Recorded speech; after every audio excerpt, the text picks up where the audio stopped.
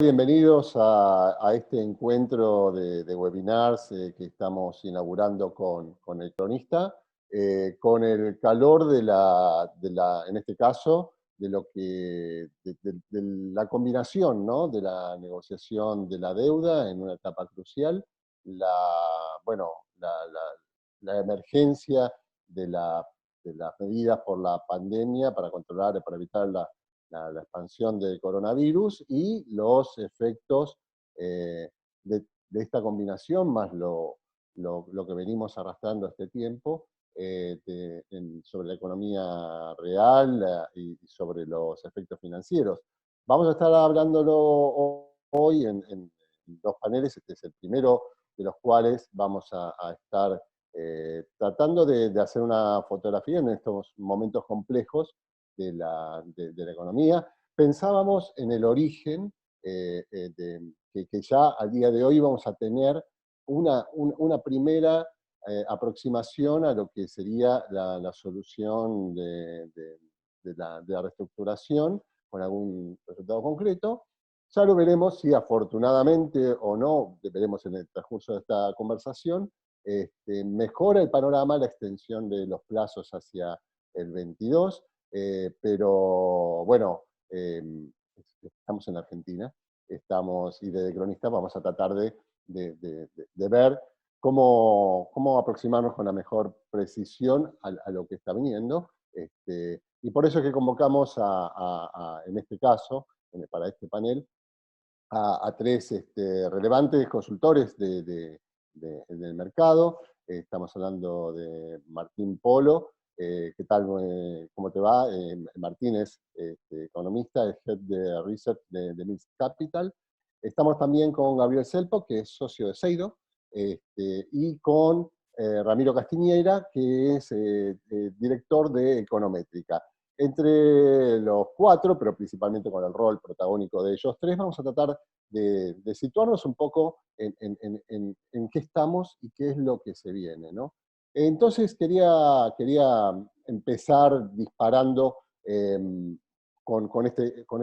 tratando de ubicarnos al día de hoy, en qué andamos, y en los signos de la última semana, de los últimos días, contémoslo por días, por horas tal vez, nos hacen pensar que estamos más cerca de evitar el default de la deuda, que es lo que se estaba anunciando que se veía, ¿no? La apertura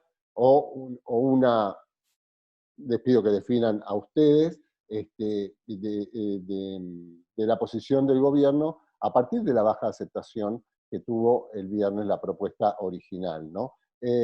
Martín, te invito a que nos cuentes un poco tu perspectiva. Hola, ¿qué tal? Muchas gracias por la invitación. Bueno, mira, en principio nosotros lo que vemos ahora es un compás de espera tras el fracaso rotundo de la primera convocatoria al canje. Y bueno, ahora estamos en una expectativa hasta el 22, pero en definitiva datos no tenemos ninguno como para decir si estamos más cerca o más lejos de un acuerdo. Por ahora el gobierno no movió ninguna carta en cuanto a la primera oferta que hizo, que fue muy insuficiente, muy agresiva para el mercado. Y bueno, si bien el gobierno está esperando la contrapropuesta, yo creo que la carta, la que tiene que jugar es el gobierno, y hasta tanto eso no ocurra, no podemos tener un panorama más claro, más allá de las apuestas que haga el mercado en estos días, si se llega a un acuerdo o no. Yo creo que todavía estamos igual que el viernes, no hay ninguna información que diga que vamos a evitar el default o que el gobierno va a mejorar la oferta para alcanzar el acuerdo. Son meras especulaciones. Quizás los movimientos de los precios un poco sorprendan porque bueno, venimos también de pisos muy bajos, y eso hace que con poquito pueda subir mucho, pero el estado de situación de la renegociación de la deuda sigue siendo igual que el jueves, si querés. Y bueno, estamos hasta a esa expectativa o esa apuesta que tenemos a ver si se mejora o no, porque el grupo de acreedores o quien sea puede proponer una oferta y seguramente el gobierno la va a rechazar. Entonces, por el momento yo creo que la incertidumbre continúa como en el primer día, desde mi punto de vista. Ramiro, te leí por ahí también una posición escéptica respecto a las posibilidades de que en todo este proceso se mejorara la oferta desde las perspectivas de los bonistas, ¿no? ¿Qué sentido tendría entonces alargar este proceso, ¿no? para el gobierno? En esta negociación hay 3 etapas, se acaba de jugar la primera, es decir, la oferta del gobierno a los acreedores, que también se resume en un solo número, $33. Es decir, el gobierno debe $100, ofreció 33. ¿Por qué 33? Porque si vendo todo lo que me da el mercado, al otro día, por supuesto, tengo $33 en la mano. Ahora se viene la contraoferta, que seguramente también va a sobre reaccionar, vamos a suponer 60, $65, y después, ¿cuánto están las dos partes en ceder y buscar el medio, ¿no? Es decir, bueno, cerremos en 45, $50. Esa, esa voluntad es difícil de saber en las partes, saber cuánto hay de cada lado. Pero bueno, la pregunta es, por ejemplo, ¿el gobierno se anima a que pase de $30 a $50 la oferta? ¿Y cómo se pasa a una oferta de $50?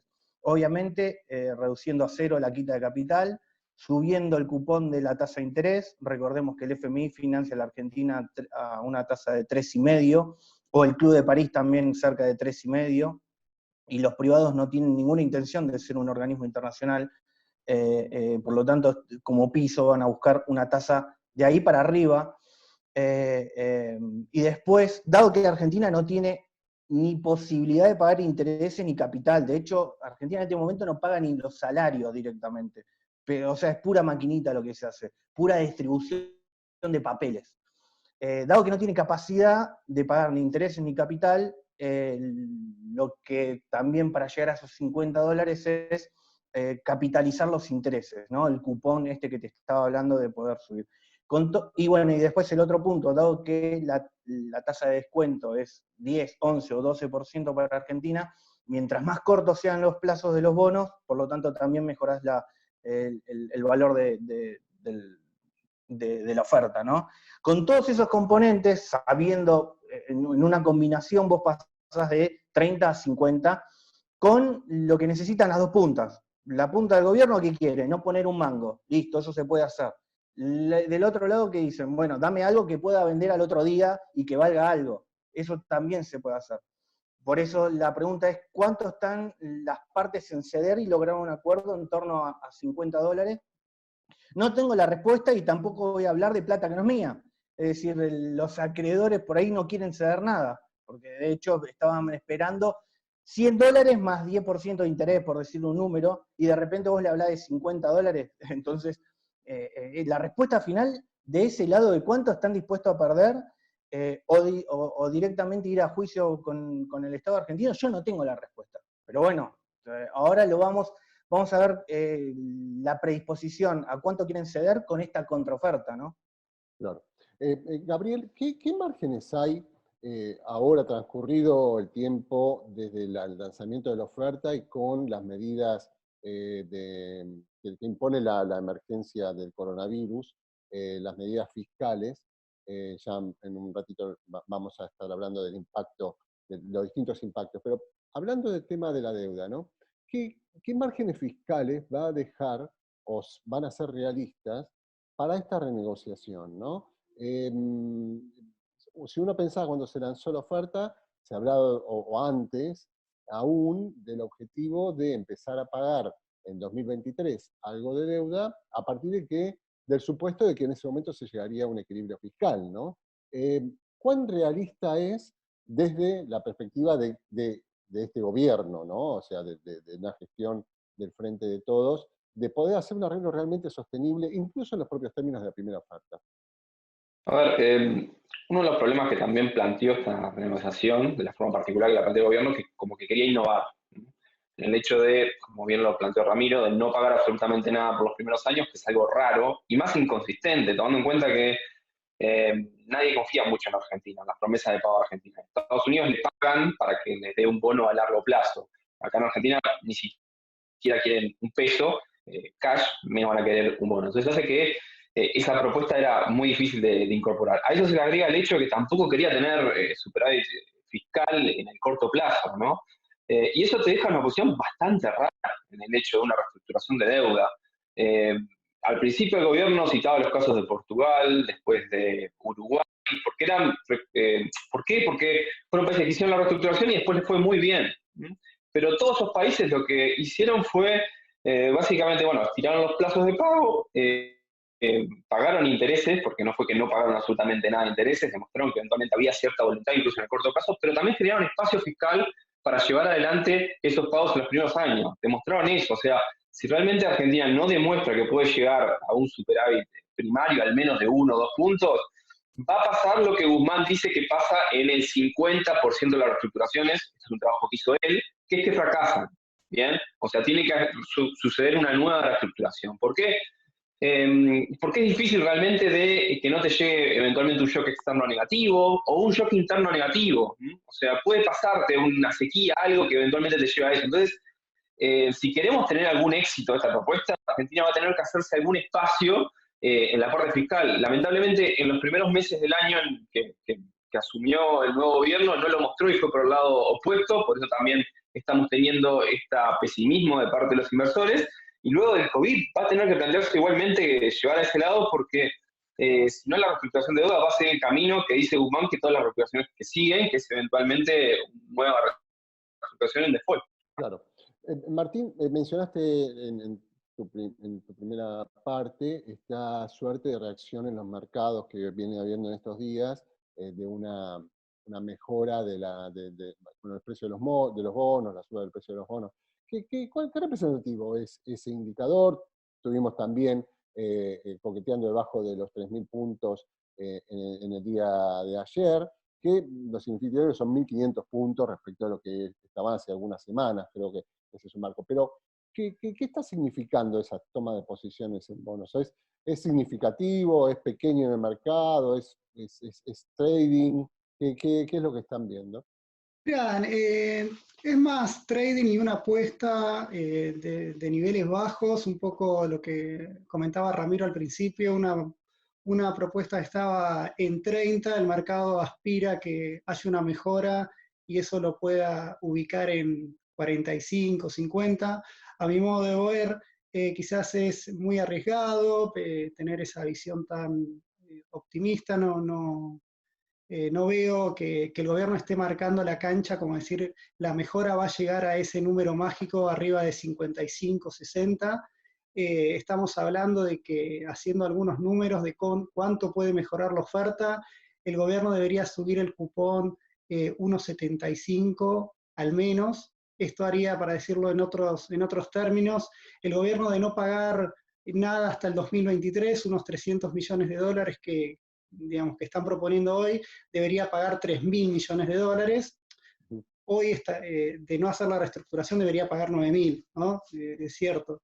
O sea que no lo veo desde ese punto de vista, si bien los números macro, 1.000 millones de dólares por año para Argentina, digamos, si no logramos tener eso, estamos en serios problemas. Digamos, no veo, es decir, como te dije antes, hasta ahora es una mera especulación. No tengo ningún elemento concreto para decir que esta suba que tuvo el mercado en los últimos 3 días es síntoma de que la oferta se va a mejorar. Digamos, es una apuesta, no hay ningún comunicado de los fondos de afuera que nos digan mirá, están habiendo negociaciones con el gobierno, estamos acercando posiciones, no hay nada de eso. Entonces, desde ese punto de vista, es una mera apuesta, ojalá que sea certera, digamos, todos coincidimos que el escenario del default sería el peor para todos, digamos, pero bueno, desde el punto de vista de los precios, yo no quiero leer una película que todavía que no es. Ramiro, ¿qué márgenes ves desde el punto de vista y también pensando en lo que decía Gabriel, el del margen fiscal, por dónde cabría en este momento, tanto por el tema de la oferta a los bonistas, como por el lado de hacer frente al gasto derivado de la pandemia. Eh, ¿Por dónde se podría recortar o hacer ahorros fiscales el Estado o el gobierno? ¿Dónde hay posibilidades, habida cuenta del contexto también, ¿no? El contexto sanitario, político, ¿no? ¿Dónde ves que en forma realista se puede generar un ahorro fiscal para permitir esta salida? A ver, primer punto, si el gobierno quería declarar el default, ya perdió dos oportunidades, ¿no? Uno fue apenas asumió el gobierno, y la otra fue ahora apenas fue el fracaso de su primera oferta. Es decir, la mejora en los precios de los bonos es ante la expectativa de que el gobierno nuevamente evitó el default cuando tenía la excusa para hacerlo, ¿no? Y por lo tanto, cierta expectativa de negociación hay. O de ceder algo, o de evitar el default. Ujú. A ver, después respecto a tu pregunta, Argentina no tiene plata hace una década. No es que por el COVID no tiene plata. Argentina se comió absolutamente todo el ahorro que existía. Nosotros fuimos testigos de cómo se comieron las AFJP, después fueron por el ahorro de YPF, después fueron por las reservas del Banco Central, después empezaron a manotear, empezaron a tomar deuda con China a cambio de una base en Vaca Muerta. Después llega el nuevo gobierno, hace un blanqueo descomunal con muchísima plata, no alcanza. Después va, toma deuda con el sector privado, toma deuda con la intrasector público, toma deuda con el FMI. Es decir, Argentina vive de otros hace una década, manoteando por todos lados. Se agotaron todos los activos y todos los pasivos. ¿No? Todo, o sea, Cristina, si querés, reventó todos los pasivos que se podía, y Macri, si querés, tomó todos los... disculpame, Cristina todos los activos, ¿no? Y Macri tomó todos los pasivos que disponía. O sea, y ahí llega Alberto Fernández, cuando ya no hay nada para rascar en la lata y las tarjetas de crédito llegaron al cupo. Es decir, llegó sin plata, directamente sin plata, y ahí es que encima cuando llega el COVID. Entonces, realmente el desafío de Alberto Fernández es tremendo, porque no tiene plata, porque Argentina discutió una década entera en cómo hacer el ajuste y no se animó. Primero porque era políticamente, cuando se duplicó el gasto público en su momento en la era de Cristina, después porque fue el gradualismo, no se animó. Y bueno, y ahora Alberto Fernández, que lo que hizo fue desindexar la economía, ¿no? Esto lo va a hacer, el ajuste lo va a hacer la economía, no lo va a hacer la política. Yo no espero, no tengo ninguna, si tardaron una década en momentos buenos, no la espero en momentos malos. La desindexación del gasto público te lleva a que ahora la emisión monetaria va a empezar a escalar la inflación, y el ajuste fiscal se va a hacer por una importante licuación del gasto público en la segunda mitad del año. Es decir, y así todo. No va a haber plata para los acreedores, porque el desfasaje fiscal de Argentina es descomunal. Estamos hablando de que después del COVID va a tener un déficit primario de 5 puntos del PBI, ¿no? Es decir, imagínate hacer un ajuste de este ajuste que se va a hacer ya te digo, que lo va a hacer el mercado, no lo va a hacer la política, o que la política dejó abierta la puerta para que lo haga el mercado, porque desindexar la economía es justamente te dejo vía libre para que el ajuste lo haga el mercado, ¿no? Claro. Así que si querés una combinación de los dos. Pero así todo, si el ajuste, vamos a decir, lleva a cero el déficit primario, cosa que no va a suceder, pero suponete que suceda algo así, todavía no hay plata para pagar intereses. Entonces la oferta, esto el acreedor lo sabe, Argentina no tiene plata hace rato, no la va a tener ni siquiera con esta crisis, o de hecho en este momento no tiene ni posibilidad, en un ajuste que por ahora todavía es pura teoría.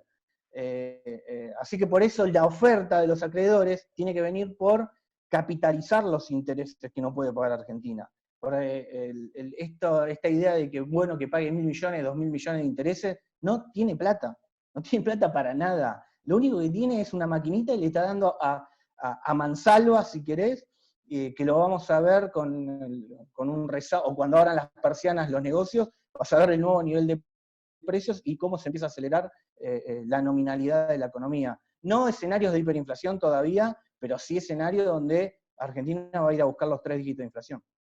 Gabriel, ¿cómo ves esa dinámica, ¿no? La de la emisión, que te pregunto, digamos, si es el primer síntoma, viene siendo el de la brecha, ¿no? 80% de brecha entre el dólar oficial y el dólar, ayer, del dólar bolsa, ¿no?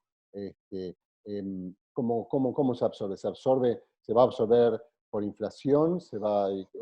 ¿Cómo ves que vuelve el genio, lo volvemos a meter en la lámpara o no lo volvemos a meter?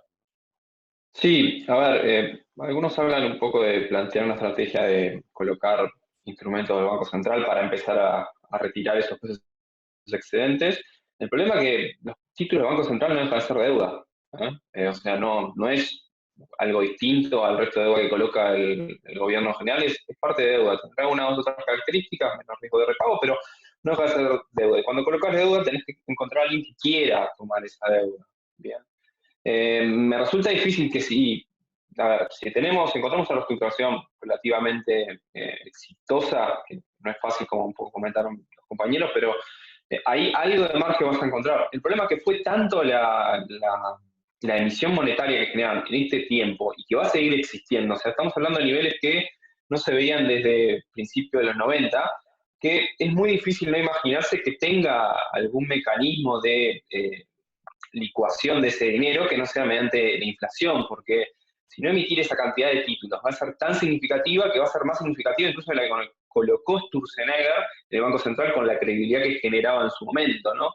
Entonces, lamentablemente veo muy difícil que no pueda ser mediante algún ajuste nominal. Creo que hoy lo que primero que estamos observando es algo parecido a lo que se observó en el 2013, cuando las brechas se seguían ampliando y ampliando. Lo que se observa después es que eventualmente la gente le empieza a encontrar la vuelta. En este caso, y lo que está observando en este cepo, que la gente aprendió del cepo anterior y puede sortear el dólar oficial de forma mucho más rápida, y ahí vemos que el Banco Central no está comprando dólares hace un tiempo, o sea, hace un mes por lo menos, y eso es algo raro en términos de que colocaste un control de cambios no hace tanto y ya dejó de tener efecto en algo que anteriormente te llevaba efecto por lo menos un año más. Lo que hace también que sea bastante difícil de sostener la cotización y la situación del mercado cambiario. Capaz que creo que tienen un poco, como comentaron los compañeros, bastantes posibilidades de sobrepasarlo en el medio de la cosecha gruesa, pero después hace bastante difícil de sostener y que la licuación de esos pesos no termine siendo con un salto del tipo de cambio oficial y algo más de inflación. Lamentablemente creo que, dadas las magnitudes que estamos hablando, no hay mucho camino, lamentablemente. Claro. La otra cosa que decía Ramiro, y vinculando con esto que plantea Gabriel, ¿no? ¿Qué nos espera en la economía real, ¿no? O sea, ahora, y si se animan a pensar todos estos escenarios combinados a la salida de la cuarentena más estricta, ¿no? Digamos. ¿Cómo ven esta recuperación, ¿no? O sea, tenemos niveles espantosos de caída de la industria, de caída de la construcción, caída de comercio, caída de la demanda. ¿Cómo ven que se sale? Bueno, mira, estamos en el valle, estamos en el peor momento del ciclo, si querés, o este mini ciclo, digamos, estamos en plena cuarentena, estamos en plena renegociación, coqueteando con el default, por lo tanto, un poco hay que un poco hacer el ejercicio de algo de mirar al más allá y no contaminarse tanto por esta situación tan excepcional.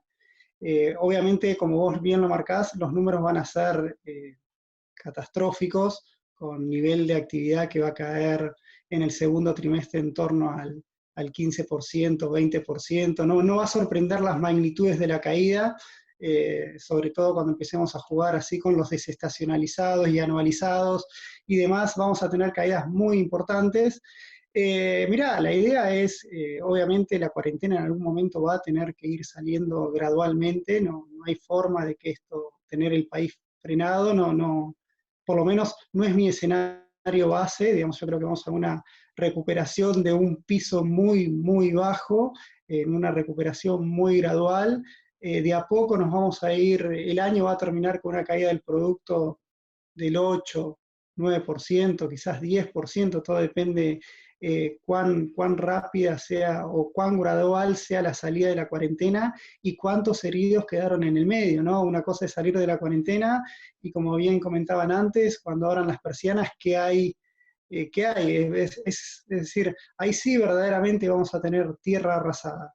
Entonces, en ese contexto creo que la recuperación va a ser modesta, digamos, con todos los condimentos que te genera una brecha cambiaria arriba del 80%, inflación acelerando, y algo muy importante que quizás en las otras no estábamos tan acostumbrados a ver, sobre todo en los últimos 15 años, es que esta crisis está pegando ya en la fibra más sensible que es en el empleo.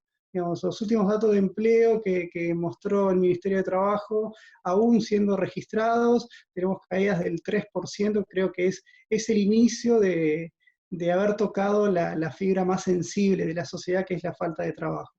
Entonces, la recuperación, como que te digo, quizás el término recuperación es un poco más estadístico que, digamos, que real.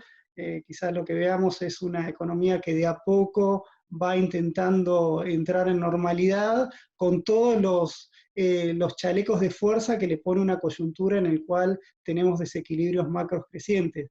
En este contexto, obviamente, lo que creo que es indispensable es tener, por lo menos de parte del gobierno, cierta expectativa o cierto programa económico que pueda hacer que los agentes tengan cierta previsibilidad a la toma de decisiones. Hoy por hoy estamos en un agujero negro a la hora de tomar decisiones que, digamos, que no nos permite, que es el pesimismo que marcan mis amigos acá y el mercado en general, ¿no? Ramiro, ¿ves que hay una posibilidad de un cambio de rumbo en términos, se tomó una política expansiva sobre un credo expansivo, ¿no? ¿Hay posibilidades de que hacia adelante haya un cambio de mentalidad en el programa económico? A ver, primero el impacto en la economía de lo que estamos viendo, ¿no? Va a ser colosal en el mundo. O sea, estamos hablando que Estados Unidos puede caer 5 o 6 puntos, que Alemania va a caer 8, y que Italia y España van a caer más o menos 12 puntos, ¿no? Del PBI. ¿Qué te iba a decir? Argentina, dado que está poniendo una de las cuarentenas más restrictivas, es decir, como en el centro de la crisis del COVID, es decir, una cuarentena similar a la que tiene España o la que tiene Italia, y también por tiempo, cada 2 meses de duración, Argentina va a tener una caída del PIB muy similar al epicentro de la pandemia. Es decir, si España cae 12 puntos, Argentina va a estar en valores similares, para tener una idea de lo que tenemos que esperar. Uh-huh.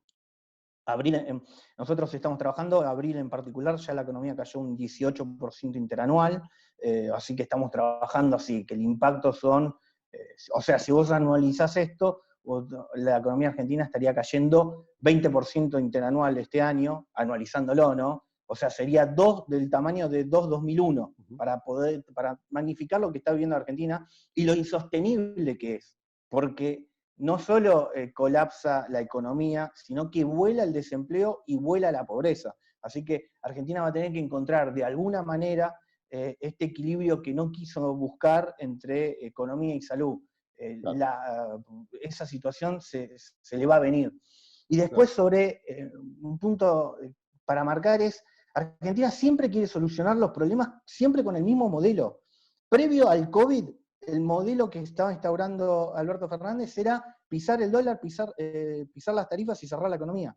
Ahora estamos en pleno COVID y el modelo para avanzar por acá va a ser también pisar el dólar, pisar las tarifas y cerrar la economía.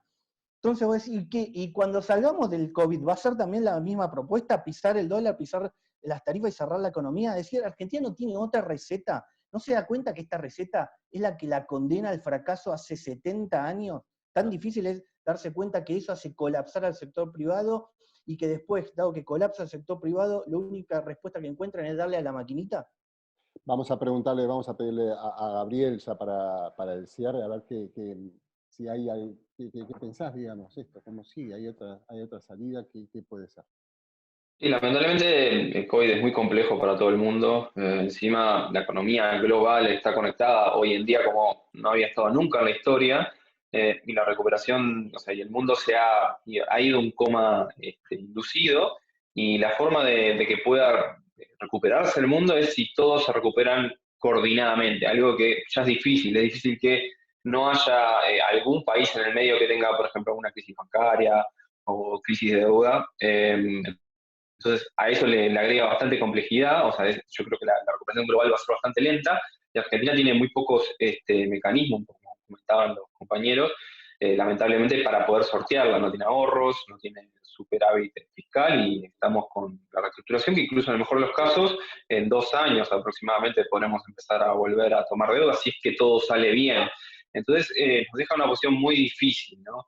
La verdad que va a ser algo muy duro, y me parece que, a ver, para dar algo de esperanza a todo esto, así como nos ha permitido encarar con algunas medidas que han sido un poco excepcionales, como la cuarentena, que creíamos que no iba a ser posible, quizás nos deja realmente la posibilidad de que nos replanteemos una cantidad de problemas que tenemos y hacerlos de una forma mucho más agresiva que funcionen. Digamos, el gasto público, la estructura tributaria. Creo que hay razones objetivas para decir: tenemos que repensar todo y no caer un poco lo que decían los compañeros, que es una crisis mucho más severa y ajustes que no queremos, con una pobreza mucho más severa.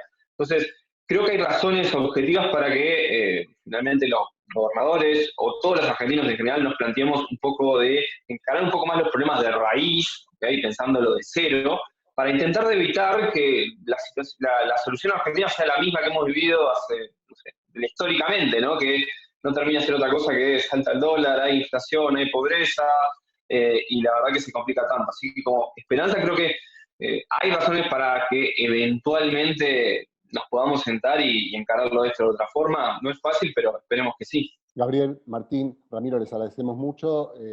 Creo que fue muy valioso este análisis, y bueno, la seguimos viendo. Esto es una película o un maratón, depende cómo uno se ponga para seguir viéndola, pero siempre tenemos que tomar decisiones y tenemos que tomar posturas todo el tiempo, así que es muy valioso todo lo que nos han dicho nosotros en este webinar. Los vamos a seguir convocando, obviamente, y les agradecemos mucho esta participación acá. Los dejo en manos de Julián Josovich para el siguiente panel de El Cronista.